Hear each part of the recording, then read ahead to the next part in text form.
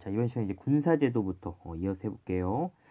자, 보면은, 자, 16세 이상부터 60세까지 양인 남자는 현역 군인인, 자, 정군이 되거나 정군의 비용을 부담했다.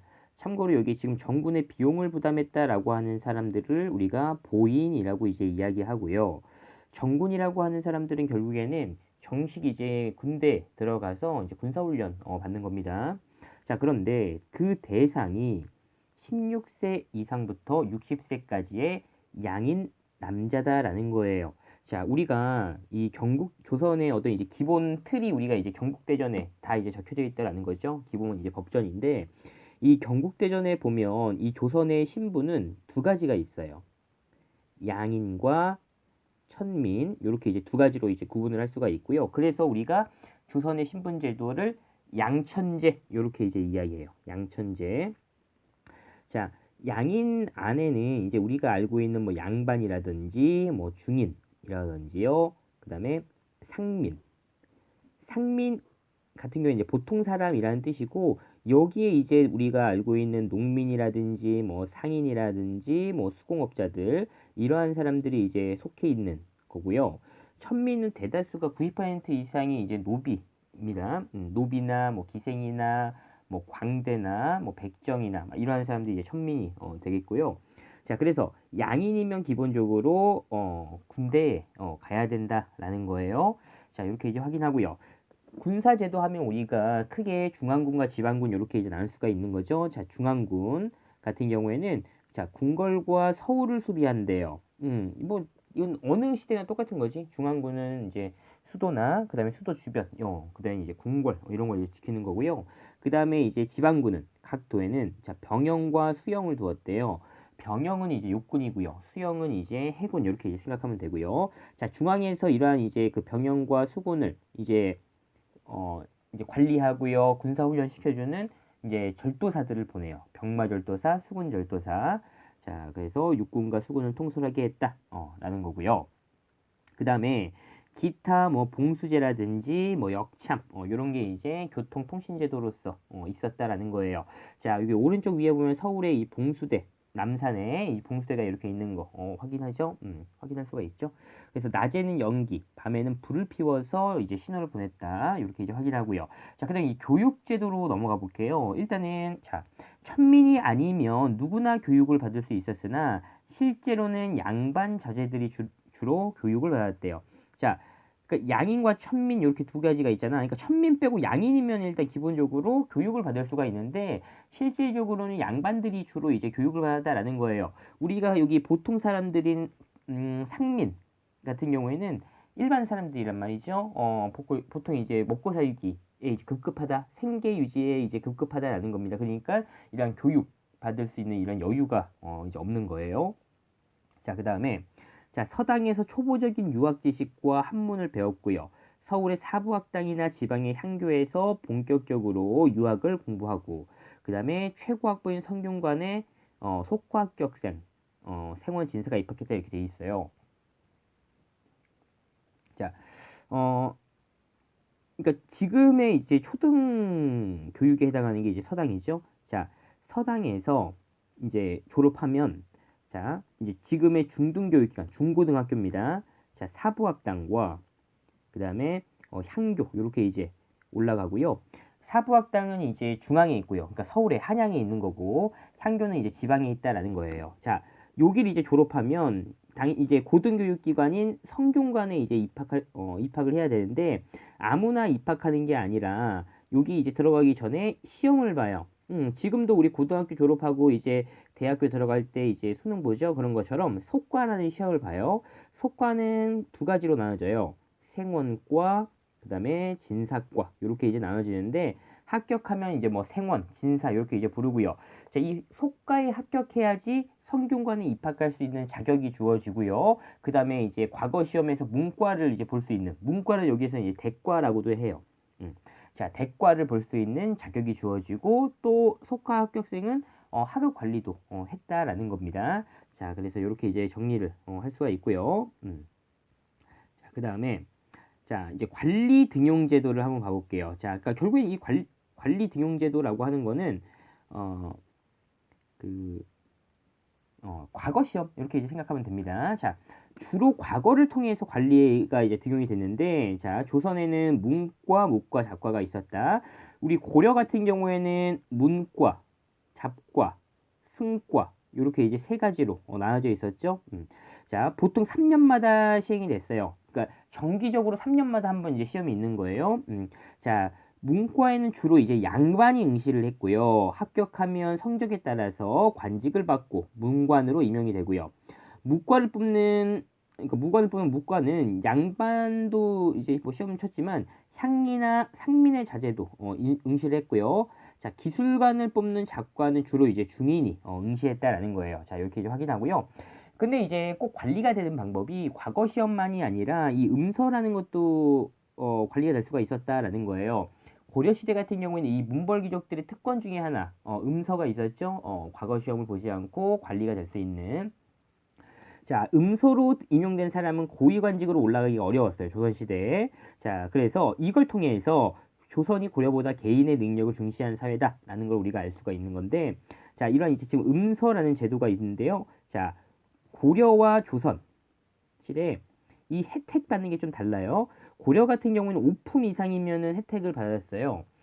근데 이제 조선은 3품 이상. 그러니까 혜택이 좀 더 줄어들었다라는 거죠. 고려보다. 그리고요, 고려시대 같은 경우는 이제 막 손자, 뭐 사위까지도 이러한 음서의 혜택을 받았다면, 조선시대에는 그냥 자기 자식들만 음서의 혜택을 받았어요. 그러니까 혜택이 많이 줄어들었다라는 거예요. 대상이. 자, 그렇게 이제 확인할 수가 있고요. 또 이제 조선은 이 음서로 관직에 들어갈 수는 있지만 높은 관직에 올라갈 수가 없었다라는 거예요. 사람들이 인정을 잘 안 해줬다라는 거야. 그래서 음서로 이제 관직에 올라가도 대개는 이제 과거 시험 다시 이제 봤습니다. 자, 이렇게 이제 확인하고요. 자, 그 다음에 이제 역사 지식을 넓혀 여기 보면은, 자, 두 번째 줄에 3년마다 실시되는 정기시험, 요걸 이제 식년시라고 이제 부르고요. 아까 위에서 했었죠. 그 다음에 이제 꼭 3년마다 뿐만 아니라 이제 어떤 특수한 상황이 생기면 별시라고 해서 좀 소수의 인원을 뽑는 또 이제 그 시험이 있어요. 그걸 이제 별시라고 이제 이야기하고, 자, 문과를 기준으로 했을 때는 이제 정기시험 10년시 때는요 33명의 합격자를 선발을 했고요. 자, 이러한 과거 합격은 개인의 영광이자 가문의 자랑이었고요. 과거 합격증만큼 확실하게 양반을 증명해주는 문서도 없었다라는 거예요. 자, 이렇게 이제 확인하고요. 자, 다음 페이지 넘어가 볼게요. 자, 이제 대외 관계입니다. 자, 이 조선 전기의 대외 관계를 한마디로 뭐라고 얘기하냐면 사대교린의 외교 원칙에 따라서 이제 우리가 대외 관계를 했다라고 하는데, 사대 관계 같은 경우에는 우리가 이제 명나라와 했던 거고요. 자, 교린, 이웃과 사귄다. 교린 정책은 여진이라든지 일본 요렇게 이제 교류했다라는 거고, 자, 먼저 이제 사대 한번 볼게요. 명나라의 관계. 태조 때 요동 정보를 준비하면서 명고와 갈등을 빚기도 했으나 태종 이후에는 사대 정책을 펼쳐서 친선 관계를 유지했다라는 거예요. 우리가 이제 지금 태조 이성계 때는 명과 사이가 그렇게 좋지는 않았어요. 우리가 이제 태조 때 이제 새로 조선이라는 나라가 이제 건국이 됐죠. 그러니까 나라를 일단 건국한 다음에 그 나라 이름을 우리가 이제 그 명나라에 그러니까 어떻게 보면 이제 인정을 이제 받으러 간 거잖아요. 승인을 받는 거야.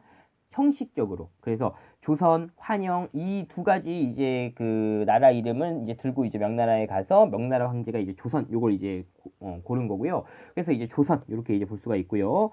근데 이제 이때 조선 초기에는요, 이 조선이라는 틀을 만든 사람이 이제 정도전인데, 이 정도전 같은 경우에는 이제 명나라 막 이제 요동 정벌하자 이렇게 이제 주장을 한 거야. 우리 고려 말 때도 요동 정벌 이야기가 있었죠. 자, 그래서 이때는 그렇게 사이가 썩 좋지 않다가 나중에 3대 임금인 태종 때 와서 이제 우리가 조선에 옥세를 이제 중국으로부터 명나라로부터 정식적으로 받으면서 이제 좀 이제 친선 관계, 사대 관계 이렇게 이제 이어져 왔다라는 거 이제 확인할 수가 있고요. 자, 그런데 이게 단순히 이 사대 관계, 군신 관계라고 하는 게 우리가 경제 문화적으로 교류하는 통로를 활용해서 실리를 추구하고 왕권을 안정화시키는 그런 이제 역할을 했다라는 겁니다. 자, 이렇게 이제 확인하고요. 그 다음에 이제 교린 정책에서 여진과 일본을 비롯한 여러 나라는 이제 교린 정책을 펼쳤는데, 여진과 일본이 침략할 때는 강경책, 평화가 유지될 때는 자, 교역을 하는 회유책 이렇게 이제 볼 수가 있어요. 그래서 우리가 이제 교린 정책하면 이웃과 사귄다잖아요. 그러니까 사귈 때 뭐 좋을 때도 있고 나쁠 때도 있잖아. 싸울 때도 있고. 그러니까 좀 다툴 때, 안 좋을 때, 사이가 안 좋을 때를 우리가 강경책이라고 하고요. 강경책은 결국에는 이제 전투하는 거야. 싸우러 나가는 거예요. 싸우는 거예요. 그다음에 해유책은 교류하는 거야. 교역. 이렇게 이제 보면 되는 거예요. 자, 내려와서 우리 지도 여기 한번 봐볼게요. 자, 먼저 여기 명과의 관계, 사대 관계죠. 자, 자, 조선과 명 사이에 일종의 무역이 이루어졌으며 조선은 명의 선진 문물을 이런 식으로 그러니까 조공의 형태로 해가지고 이제 선진 문물을 받아들였다라는 거 여러분들 확인하고요. 그 다음에 이제 교린 정책에서 여진 먼저 봐볼게요. 세종 때 여진을 몰아내고 사군육진을 개척했다. 그 다음에 경원과 경성 등의 무역소를 설치했다. 라는 거예요. 자, 지금 이제 세종 때고요. 자, 여기 사군육진을 개척했다라는 건 결국에는 이제 강경책을 이야기하는 거고 무역소를 설치해서 교역했다라는 거는 이제 회유책을 이야기하는 겁니다. 자, 사군과 육진의 위치를 여러분들이 이제 확인을 하고요.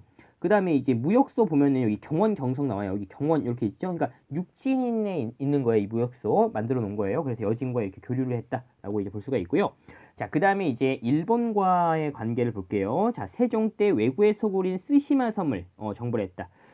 쓰시마 섬 정벌 참고로 이제 이종무를 시켰고요. 뭐 사군 같은 경우에는 뭐 최윤덕, 자, 육지는 우리 이제 김종서를 이제 시켜서 이제 개척했다. 이렇게 이제 확인할 수가 있고, 자, 다시 와서, 자, 일본의 무역제계 요구에 따라서 3포를 개항했다. 제포, 부산포, 연포. 이렇게 이제 개항했다라는 거 여러분들 확인할 수가 있습니다. 자, 지금 보면 또 사군과 육진 개척하고 또 쓰시마 섬을 정벌했던 게 다 언제 때야? 세종 때다라는 걸 또 알 수가 있고요. 그 다음에 여기가 이제 동래, 이제 부산이고요. 그 아래가 이제 제포, 위에가 이제 연포 이렇게 돼요. 자, 참고로 이렇게 이제 우리가 이제 확인을 하고요. 자, 내려와서 이제 문제 한번 풀어볼게요. 세종은 학문 연구기관인 이것을 설치하고 능력 있는 젊은 학자를 양성했대요. 자, 바로 집현전을 설치했다라는 거죠. 집현전. 자, 두 번째. 성종 때 이걸 완성해서 유교 중심의 중앙집권적 통치체제를 마련했대요. 자, 그게 바로 경국대전이라는 이제 법전이죠. 자, 이렇게 이제 확인할 수가 있고요. 자, 그 다음에 OX 한번 가볼게요. 조선은 이성육부의 중앙정치체제를 갖춰서 국가를 통치했다. 아니죠. 이성육부는 조선이 아니라 어디예요? 고려인 거고요. 사원부 사관원 홍문관은 언론 기능을 맡아서 권력의 독점과 부정을 방지했다. 맞는 내용이에요. 자, 이렇게 이제 확인하고요. 그 다음에 이제 우리가 이제 뒤쪽으로 넘어가서 168페이지로 이제 넘어가서요. 이제 단원 마무리 문제를 한번 살펴볼게요. 자, 우리가 일단 이번 이제 그 중간고사 시험 범위 보면은 자, 여기 단답형에서는 여기 3번까지가 시험 범위고요. 자, 서술형에서는 여기 11번 이렇게 이제 시험 범위예요. 여기까지 이렇게 딱 정리할게요. 자, 조선시대 16세 이상의 남자가 차고 다녔던 일종의 신분 증명패를 뭐라고 하냐? 그렇죠. 호패라고 이제 이야기하고요. 세종이 학문 연구와 정책 개발을 위해서 설치한 기구는 집현전이 되겠고요. 자, 세 번째.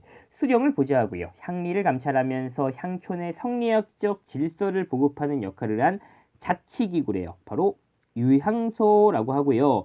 다른 말로 향청이라고도 얘기합니다. 자, 이렇게 이제 확인하고. 자, 그 다음에 이제 11번에, 이제 넘어갈게요. 자, 언론 기능을 담당했던 중앙정치 기구를 세 가지를 일단 쓰래요. 아이고, 써올게요. 자, 세 가지입니다. 자, 바로 사헌부, 그 다음에 사간원, 홍문관. 자, 요 세 가지를 우리가 이제 언론 기능을 담당했던 기구다. 합쳐서 우리가 3, 4 이렇게 이제 부른다라는 거죠. 자, 각각의 이제 역할을 한번 써보래요. 자, 사헌부 같은 경우에는 자, 관리들을 감찰하고요. 그 다음에 잘 못하는 사람들이 있으면은 이제 탄핵을 이제 건의하고 또 이제 그 지방의 풍속을 교화하는 역할을 한다라는 겁니다. 자, 이렇게 확인하고요. 그 다음에 이제 사간원이에요. 사간원 같은 경우에 이 간자가 이제 간언한다라는 거죠. 그래서 국왕에게 간언을 한다. 그럼 충고하는 거지. 그러니까 솔직하게 이야기하는 거죠. 잘못된 건 잘못됐다. 잘한 건 잘했다. 이런 식으로요. 자, 그다음에 홍문관 같은 경우에는 문서나 그다음에 이제 서적 이런 거 관리하고요. 자, 그러니까 국왕의 자문에 응했다라는 거야.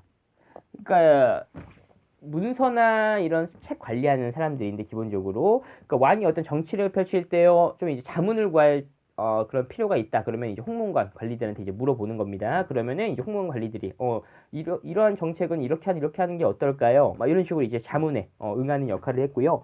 또 홍문관은 경연을 담당했다라는 거죠. 자, 요렇게 해서 이번 시간 마치도록 할게요.